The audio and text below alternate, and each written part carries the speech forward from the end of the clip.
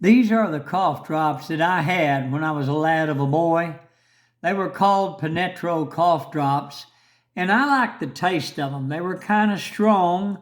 This is a little shop that sold them, and I can't show it because I don't have their permission to show it. But it was Penetro cough drops. I was a lad of a boy when I first had the Penetro cough drops. I don't believe they sell them nowadays. I sure wish they did.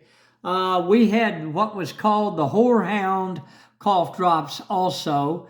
That is a herb. But I like the Penetro better than anything. Hit the like button, subscribe. I'm Grandpa Hickory, and these are just things from the past that are gone forever.